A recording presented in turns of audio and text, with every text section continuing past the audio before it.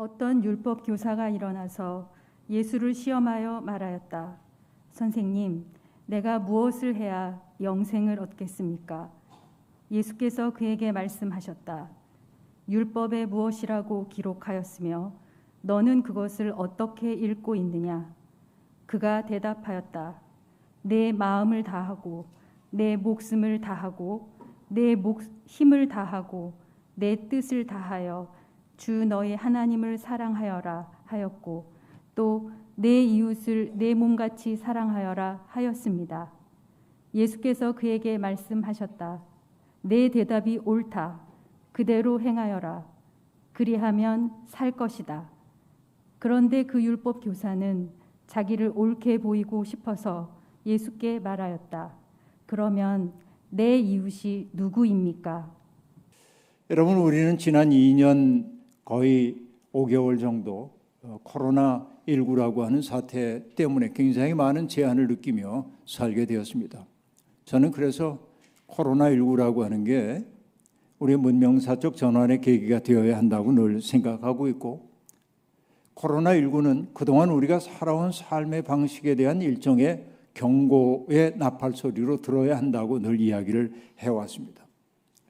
지구가 몸살을 앓고 있다, 이런 얘기 너무나 많이 들었습니다. 부정하기 어려운 현실입니다. 산업혁명 이후 몇백 년 지나기도 전에 우리는 화석연료 사용이 급증함으로 세상이 신음하고 있음을, 망가지고 있음을 알고 있습니다. 지구가 병들어 신음하는 징조가 도처에서 벌어지고 있습니다. 학자들은 지구온난화라고 하는 게 얼마나 파멸적 재앙이 되는지에 대한 음울한 예고를 거듭하고 있습니다. 도처에서 피조물들의 신음소리가 들려오고 있습니다. 하나님이 보시면서 흐뭇하게 바라봤던 창조 세계가 인간의 과도한 욕망과 소비로 말미암아서 병들고 말았습니다. 하나님이 보시기에 좋았다, 하나님 보시기에 힘이 좋았다라고 했던 세계는 우리는 이렇게 물을 수밖에 없습니다. 하나님, 지금도 보시기에 좋으십니까?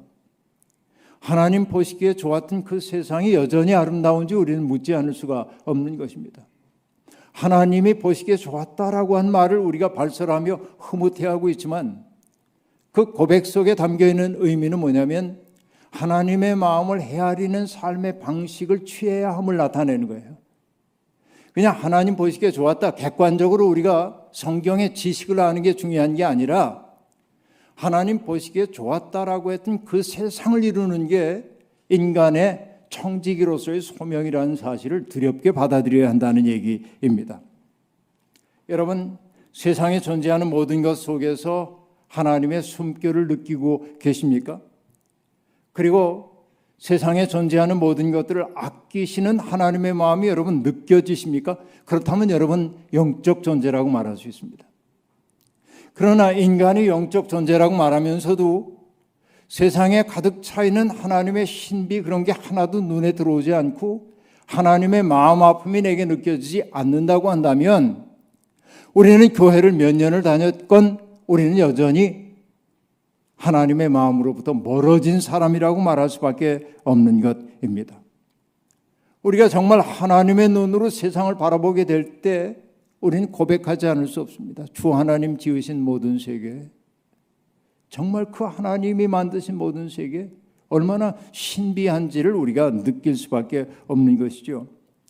그러나 오늘 세상에 있는 모든 피조물들은 썩어짐의 종살이를 하고 있다고 말하고, 그래서 하나님의 아들, 딸들이 나타나기를, 그래서 그 종살이로부터 해방시켜 줄 것을 기다리고 있다고 로마서가 이야기하고 있습니다. 한때 여러분, 사람들은 창조 세계를 돌보는 것이 신앙과 무슨 관계가 있냐고 말하는 사람이 제법 많았습니다. 저도 그런 이야기 많이 들었습니다. 예수 그리스도의 피의 공로로 우리가 구원받았으면 됐지, 세상을 아름답게 돌보는 게 신앙과 무슨 관계가 있냐고 말하는 사람들을 봤습니다. 무지하기 때문에 하는 얘기죠. 여러분, 우리는 하나님이 역사를 섭리하시는 분, 구원하시는 분이라고도 말하지만은 더 근원적인 고백은 무엇입니까? 하나님이 창조주라고 고백하잖아요. 세상에 존재하는 모든 것들이 하나님으로부터 나왔다고 우리가 믿잖아요. 그렇다고 한다면 세상을 아름답게 보존하고 지켜가는 것이 기독교인들의 책임이 아니고 무엇이겠습니까? 생태계의 위기에 대해서 응답하지 않는 신앙은 진정한 신앙이라고 말할 수가 없다라고 하는 얘기입니다. 이게 우리들이 두렵게 자각해야 하는 아주 중요한 신앙적 도전이라고 말할 수 있겠습니다. 인간에게 주어져 있는 책임은 하나님의 창조 세계를 잘 가꾸고 돌보고 그리고 각자 피조물들이 자기의 영역에서 자기에게 주어져 있는 생명 본연의 모습을 충실히 살아내도록 돕는 역할이었습니다. 이게 인간에게 주어져 있는 소명이었습니다. 하지만 인간은 그 자연을 제멋대로 탕진해버리고 말았습니다. 자연을 닥달함으로 우리에게 필요한 건 내라고 강요하다가 세상을 망가뜨려버리고 말았습니다. 이게 오늘의 세상입니다.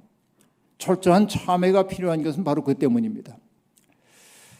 박승옥이라고 하는 선생님이 썼던 책 제목이 떠오릅니다. 잔치가 끝나면 뭘 먹고 살까라고 하는 책입니다. 그 제목 자체가 뭔가 묵시록적 세계를 우리에게 보여주고 있습니다. 박승옥 선생이 얘기하고 있는 잔치는 다른 것 아닙니다. 자연 약탈을 극대화한 석유 문명을 얘기하는 것이고 자연 약탈을 극대화함으로 이루었던 인간의 문명이라고 하는 게 이제 끝을 향해 가고 있다는 것입니다. 우리의 일상생활을 구성하고 있는 것들을 보면은 90% 이상이 석유에 의존하고 있단 말이에요. 먹는 것, 입는 것, 우리가 누리고 사는 모든 것들이 석유를 통해서 나온단 말이에요. 여러분, 우리가 먹는 게 뭐 석유를 통해 나옵니까? 여러분 그럴지 모르지만은 농사 짓는 농기계들 그 뭘 움직여요? 겨울에 농사 짓기 위해 비닐하우스 짓고 거기에 온도 유지하는 거 뭘 가지고 합니까? 전부 석유를 통해 하는 것 아닙니까? 모든 게 다 그렇게 연결되어 있는 것이죠. 우리가 입고 있는 옷도 마찬가지이고 이게 우리의 현실이에요. 흥청망청 언제든지 잔치를 벌일 수 있을 거라고 인간은 그렇게 얘기했지만은 잔치가 끝나가고 있다는 것이 여러분 오늘의 진실 아닙니까? 이제는 생존이 문제가 되는 때가 정말로 오는 거예요. 인간의 욕망을 통제하지 않고는 지구의 미래가 밝지 않습니다. 돈이 주인 노릇하는 세상은 더 이상 지속 가능하지 않다라고 하는 얘기입니다. 세상은 끊임없이 사람들을 욕망의 쳇바퀴 위에 올려놓고 뭔가 저 앞에 행복이 있는 것처럼 말하지만 우리는 앞으로 가지 못해요. 제자리를 돌 뿐이죠. 욕망은 끝없이 확대 재생산될 뿐 만족을 누리지 못하는 것. 그 때문에 여러분 우리가 풍요로워졌는데도 자살률이 증가하고 내가 불행하다고 느끼는 사람들이 점점 많아지는 것은 뭐 때문입니까? 쳇바퀴를 돌리고 있기 때문 아닙니까? 이게 우리의 현실입니다. 이 시대에 우리가 꼭 회복해야 할 가치가 있습니다. 그건 뭐냐면 우리의 삶이 신비라고 하는 거예요. 내가 이 세상에 없지 않고 있다는 게 신비하고 그리고 세상에 하나님의 숨결이 가득 차 있다는 것을 알아차리는 게 필요해요. 그뿐만이 아닙니다. 내가 누리고 있는 모든 것들이 하나님의 선물임을 자각하기 시작해야 합니다. 이것이 그 욕망의 쳇바퀴에서 내려올 수 있는 길이기도 합니다. 미국 인디안 가운데 오난다가라고 하는 부족이 있는데 그 부족 아이들을 교육시키는 학교에서는 학교 시작할 때 그리고 마칠 때 뭘 하냐면 감사 연설을 합니다. 교장 선생님 훈화가 아닙니다. 교장입니다. 그리고 이런 거 안 해요. 지루하기 이를 데 없는 교장의 훈화 이런 거 안 해. 근데 아이들의 감사 연설이라고 말하는데 Thanksgiving Address라고 얘기를 하고 있는데 원래 오난다가족의 말로 감사 연설로 번역된 그 단어는 어떤 뜻이냐면 모든 것에 앞서는 말이라고 말합니다. 저는 여기에 근본적인 게 있다고 봐요. 감사할 줄 아는 게 모든 것에 앞서는 근원적인 말이라는 거예요. 학생들은 운동장에 서가지고 주위를 이렇게 둘러봅니다. 그러면서 생명의 순환이 계속됨을 살핍니다. 내가 홀로 선 존재가 아니라 다른 이들과 함께 있는 존재임을, 무생명과 함께 조화를 이루며 사는 존재임을 깨닫는 거예요. 그래서 바로 그것과 조화를 이루는 게 사람의 의무임을 고백하면서 학생들은 하나하나 감사해야 할 대상을 호명하기 시작합니다. 그리고 그 까닭을 밝혀요. 대지에게 감사합니다. 대지는 우리에게 먹을 것을 주고 대지는 우리가 굳건히 디딜 수 있도록 해주고 등등 대지에 대한 고백을 합니다. 다른 아이가 말합니다. 물에게 감사합니다. 이유를 설명해요. 물고기에게 감사합니다. 나무에게 감사합니다. 밭작물에 감사합니다. 약초에 감사합니다. 바람에 감사합니다. 해와 달과 별에 감사합니다. 동물들에게 감사합니다. 이러면서 감사의 어드레스, 감사의 연설을 하는 거예요. 감사 연설은 우리에게 필요한 모든 것이 이미 우리에게 있음을 일깨운다. 누리지 못할 뿐이지 여러분 극한의 가난 속에 있는 분들도 있습니다. 물론 인정해야죠. 그들 도와야죠. 그러나 대부분의 사람들에게는 우리가 누리고 살 수 있는 게 있는데 우린 누릴 줄 모르는 거예요. 진정한 교육이란 이런 것입니다. 산업체가 필요로 하는 인재를 만드는 것만이 교육의 목적에서는 안 됩니다. 교육의 목적이라고 하는 건 평화를 누릴 줄 아는 사람, 자기에게 주어져 있는 생명이 얼마나 신비한지를 깨닫고 자기를 존중할 줄 아는 사람 만드는 게 교육의 목표여야 하는 것입니다. 써먹기 위한 그 기능들 말고 공경할 줄 아는 사람 만드는 게 교육의 진정한 목표여야 합니다. 왜 그럴까요? 놀라움과 신비에 대한 감수성이 있는 사람들은 삶의 곤경이 찾아와도 그 어려움들을 넉넉히 견뎌나가고 이겨나갈 수 있습니다. 자기가 무한히 값진 존재라고 하는 사실을 우리가 깨닫는다고 할 때 어려움이 닥쳐온다 할지라도 자기 긍정할 수 있어요. 나는 얼마나 소중한 사람인가. 뿐만 아닙니다. 나의 삶이라는 게 사랑의 빚짐임을 알아야 돼요. 내가 사는 것은 누군가의 도움 덕분임을 우리가 알게 된다는 거죠. 그때 우리는 경거망동할 수가 없는 것입니다. 세속적인 가치에만 마음을 두고 살 때 우리의 영혼은 납작해지게 마련입니다. 인간은 입체적 존재예요. 영혼육이 있는 존재예요. 그러니까 정말 영적으로 풍족할 때 인간은 인간다워요. 그런데 세상은 끊임없이 우리를 하나의 욕망 속으로 몰아감으로 우리를 납작하게 만들어버리고 말았어요. 납작해진 영혼을 뭐라고 하냐면 타락이라고 얘기해요.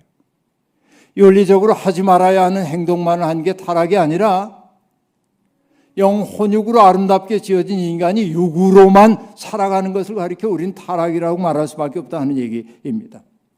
우리는 모두 조금씩 납작해졌어요.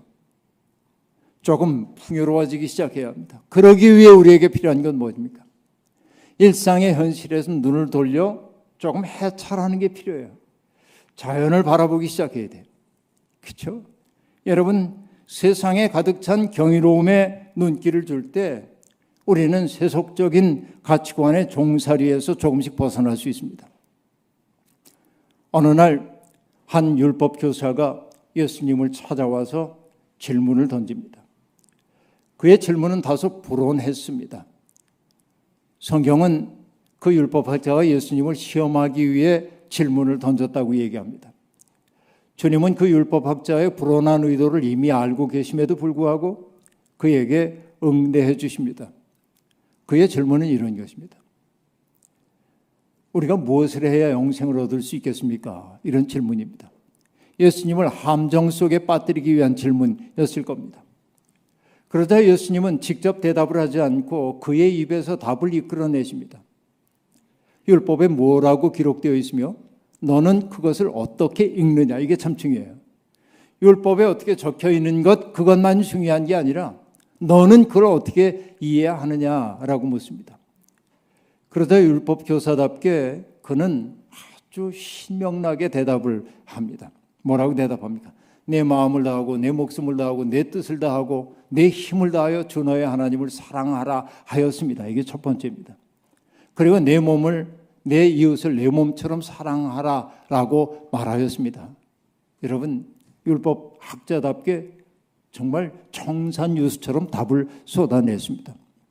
그러자 예수님이 그에게 말씀하십니다. 옳다. 참 대답을 잘했다. 그리고 하신 말씀이 뭐죠? 그대로 행하여라. 그리하면 살 것이다. 라고 대답합니다. 참 간명합니다.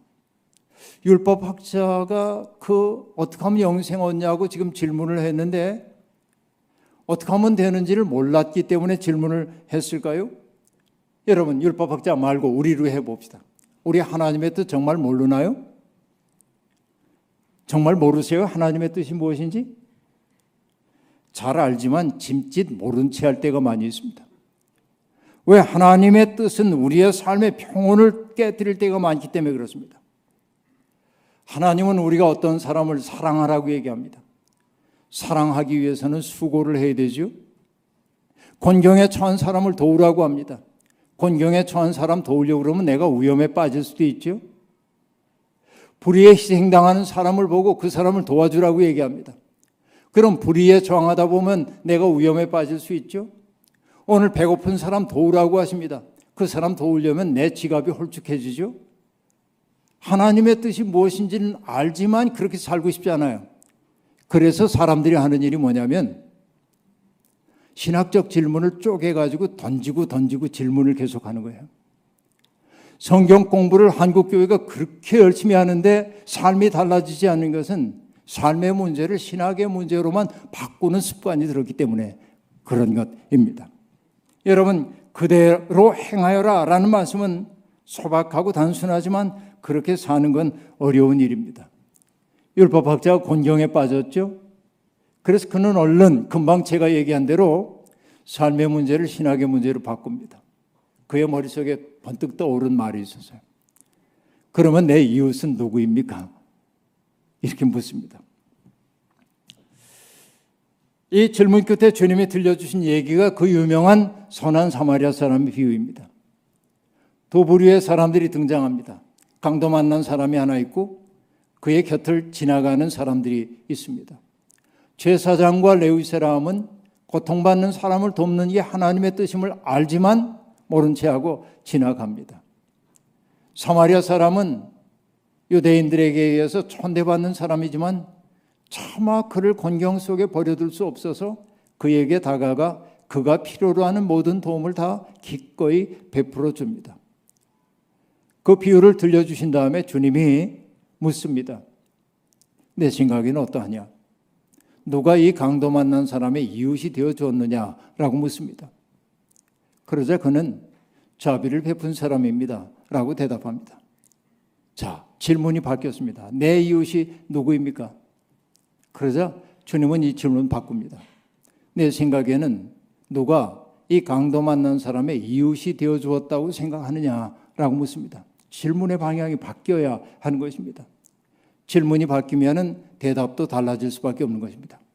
그런데 이 말씀을 읽다가 저는 내 이웃이 누구입니까? 라는 이 율법 교사의 질문이 우리들의 질문이기도 하다는 사실을 알았고, 만약에 오늘 이 11세기를 살고 있는 우리가 우리의 이웃이 누굽니까? 라고 묻는다면 주님은 뭐라고 하실까? 우크라이나에서 전쟁에 죽어가는 사람들, 난민되어 떠돌고 있는 사람들, 시리아에서 쿠르드족과 아이시스 같은 사람들에 의해 쫓겨나고 그리고 죽어간 사람들, 이런 사람들을 돌봐라라고 하는 산불 이재민들 돌봐, 그게 너희 이웃이야, 이렇게 얘기하겠죠. 그러나 내 이웃이 누굽니까? 라고 얘기할 때 주님은 얘기할 거예요. 신음하는 피조세계가 내 이웃 아니냐? 그 신음하는 피조세계의 이웃이 되어줘야 하지 않겠느냐? 저는 이렇게 말씀할 거라고 생각을 하는 겁니다. 엠마누엘 레비나스라고 하는 철학자는 얘기했습니다. 인간의 도덕적인 의무라고 하는 것은 타자의 얼굴과 만나는 순간에 발생한다고 말합니다.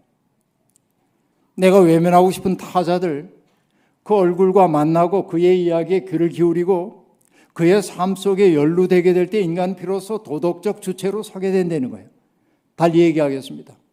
강도 만난 사람, 신음하고 있는 피조 세계와 얼굴을 대면하게 될 때 우리는 비로소 하나님의 백성으로 빚어진다는 말 아니겠습니까? 이게 레비나스가 하고 있는 이야기이죠. 그렇습니다. 그럼 여러분, 우리가 이 피조 세계를 돌봐야 하는 까닭은 무엇입니까? 단순합니다. 온 세계가 하나님께 속해 있기 때문에 그렇습니다. 주님 안에서 온 세상이 연결되어 있다는 사실을 우리는 믿기 때문입니다. 여러분, 우리가 인간이 만물의 영장이라고 뻐기고 으스대고 있습니다만 생각해 보십시오. 식물과 동물과 미생물이 없다면 우리 살 수 있어요? 한순간도 살 수 없는 게 인간입니다. 미생물 덕분에 삽니다. 우리들이 흙 속에서 아무리 들여다봐도 보이지 않는 그 속에서 미생물들이 뭔가 일하고 있기 때문에 우리가 사는 거예요. 벌들이 없다면 살 수 있습니까? 못 삽니다. 여러분, 우리의 삶을 지탱하고 있는 거, 그건 바로 우리가 천대하고 있었던 그것들이에요. 하나님은 그런 생태계를 통해서 우리를 살게 해주신 것입니다. 그 때문에 우리의 이웃사랑은 고통당하고 있는 사람들을 향하기도 하지만 사랑의 범주가 넓어져야 하고 오늘 신음하고 있는 피조 세계를 사랑의 대상으로 보는 눈이 우리에게 필요하다 하는 얘기입니다. 저는 얼마 전에 한 출판사로부터 추천사 의뢰를 받았습니다. 1년에도 10권 이상 제가 추천사를 쓰는 것 같은데 어찌 하다 보니까 추천사 전문 목사가 된 셈인데, 좋은 책들 소개하는 일은 좋은 거죠. 그런데 제가 미국 떠나기 전에 그 추천사 의뢰가 들어왔는데 우리말 책 제목은 안 나오고 영어로 어떤 제목이냐면 와일드 호프라고 하는 책이었습니다. 야생의 희망이라고 얘기할 수 있을는지 뭐 그런 거예요.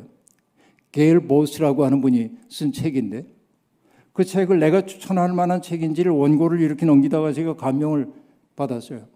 그 책의 부제는 뭐냐면 사라지는 것들이 사순절에 들려주는 이야기, 그렇게 되어 있어요. 부제가 그래요. 그리고 그 책의 구성은 어떻게 되어 있냐면 6주 동안의 사순절 기간을 보내는 동안 매주 4종류의 멸종 위기종들을 기억하자는 거예요. 너무 감동스러웠어요. 그리고 그 저자가 그 책을 쓴 까닭이 뭐냐면 사람들이 그 멸종 위기종들이 얼마나 놀라운 존재인지를 보면은 하나님의 마음을 느끼지 않을 수가 없다는 게 첫 번째고, 그러나 그렇게 놀라운 하나님의 기적이 얼마나 큰 위협 속에 있는지를 일깨워 주기 위한 거래요. 제가 그 추천사를 쓰고 나서 엊그저께 우리 목회실에 제가 말했습니다. 내년 사순절이 되면 교회학교 어린이들과 중고등학생들 모두에게 그 책을 선물로 주라고 그렇게 얘기했어요. 여러분도 받고 싶으시죠? 사서 보세요. 그런데 거기에 보면요, 수마트라 오랑우탄, 붉은 가슴 도요새, 아무르 표범, 파나마 금개구리, 보노보, 아프리카 코끼리 등등등등 멸종 위기종들, 그것들이 쭉 나와요. 주님의 고난을 생각하는 그때 이것들을 한번 돌아보자고 한 그 얘기가 정말 가슴 울리게 다가왔습니다. 여러분, 우리가 정녕 하나님을 창조주라고 고백한다면 땅과 그 속에 거하는 것들을 함부로 대하면 안 됩니다. 믿음의 사람들은요, 피조물들이 기다리고 있는 하나님의 아들, 딸들이 되어야 합니다. 우리가 할 수 있는 일 아무것도 없다고요? 아니요, 할 수 있는 일부터 시작하면 됩니다. 조금 덜 쓰고 조금 불편한 삶을 즐겁게 선택해야 합니다. 저고 오랫동안 좋은 관계를 형아우로 지내고 있는 시인 고진아 목사의 원주 집, 자기 집에다가 당호를 붙여놨는데 그 당호가 뭐냐면은 불편당입니다. 불편한 집이에요. 불편하게 살기로 작정한 거예요. 이게 생태적 삶입니다. 우리는 편리함을 추구하지만 조금 불편해, 즐겁게 불편을 선택하면 되는 겁니다. 이러한 실천이 무너져가고 있는 생태계를 재건하는 데 얼마나 도움이 될지는 알 수 없습니다. 그러나 우리는 마땅히 해야 할 일이기 때문에 시작해야 합니다. 결과는 하나님께 맡겨야 하는 거죠. 바울 사도의 말을 기억합니다. 선한 일을 하다가 낙심하지 맙시다. 때가 이르면 거둘 것입니다. 저는 이 말을 문자 그대로 믿습니다. 지금 우리의 이웃인 창조 세계가 끙끙 앓고 있습니다. 탄소 배출을 최소화하는 삶을 우리가 살 때 주님이 보기에 좋다라고 말씀하실 것입니다. 우리의 노력, 작은 노력, 그 노력을 통해 하나님은 일하실 것입니다. 만리장성도 하나의 돌 위에 또 다른 하나의 돌을 올림으로 시작되었던 것처럼 미켈란젤로나 레므란트나 혹은 레오나르도 다빈치의 작품도 선 하나 긋는 것으로 시작했던 것처럼 우리의 작은 실천이 쌓여지게 될 때 우리는 새하늘과 새 땅이 우리에게 도래함을 보게 될 것입니다. 낙심하지 말고 꾸준히 그런 삶을 실천할 때 주님은 우리와 더불어 세상을 구원하시리라 믿습니다. 먹고 마시고 입고 소비하는 모든 행위가 하나님을 향한 예배가 되기를 주의 이름으로 축원합니다. 아멘. 주신 말씀 기억하며 거듭의 기도 드리겠습니다. 하나님, 우리는 마땅히 해야 할 일을 피하기 위해 가끔 우리의 이웃이 누구입니까? 라고 물을 때가 있습니다. 그러나 주님은 물으십니다. 누가 이 강도 만난 사람의 이웃이 되어 주었냐고.